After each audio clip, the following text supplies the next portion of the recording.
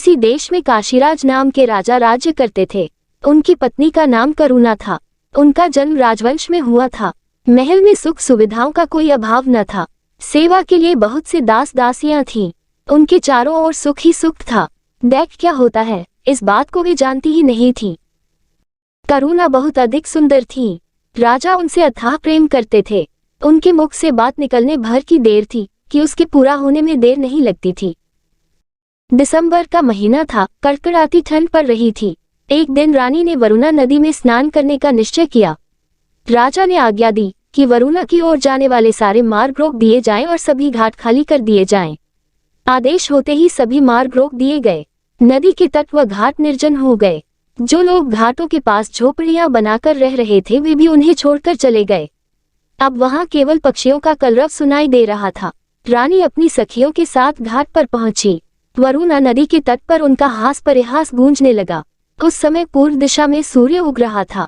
रानी ने अपनी सखियों के साथ नदी की झिलमिल करती धारा में स्नान किया। पानी बहुत ठंडा था। ठंडे पानी में स्नान करने के कारण रानी बुरी तरह ठिठुर गई और थर थर कांपने लगी। कँपते होठों से उन्होंने कहा, मैं ठंड से मरी जा रही हूँ। जल्दी आग जलाओ और मेरे प्राण बचाओ। रानी की आज्ञा पाकर सखियां पास के जंगल से लकड़ियां लेने जाने लगी। रानी ने कहा, इतनी दूर कहाँ जा रही हो? देखो, पास ही फूस की झोपड़ियां हैं, इसी में आग लगा दो। किसी तरह इस ठंड से तो छुटकारा मिले।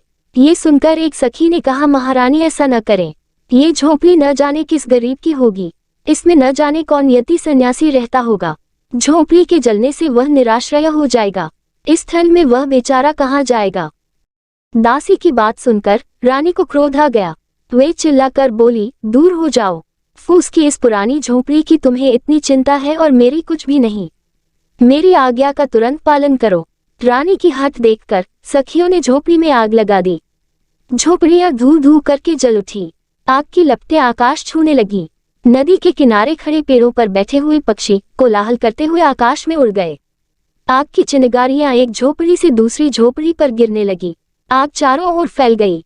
थोड़ी ही देर में घाट की सभी झोपड़ियां जलकर राख हो गई। ठंड से कांपती रानी को आग की लपटों की गर्मी बहुत अच्छी लगी। आग तापकर रानी अपनी सखियों के साथ हास परिहास करती हुई राजमहल में लौट आई। अगले दिन काशीराज अपनी राजसभा में न्यायासन पर बैठे ही थे कि जिनकी झोपड़ियां रानी ने जलवा दी थी वे राज दरबार में आ पहुंचे। रोते हुए रुंधे गले से उन्होंने राजा से अपनी दुख भरी कहानी सुनाई। अपनी प्रजा की बातें सुनकर राजा का सिर लज्जा से झुक गया। उनका चेहरा क्रोध से तमतमा उठा। वे सभा से उठकर एकदम राजमहल में चले गए। रोषपूर्ण स्वर में राजा ने कहा, रानी, तुमने निर्दोष दीन दुखियों के घर जला दिए।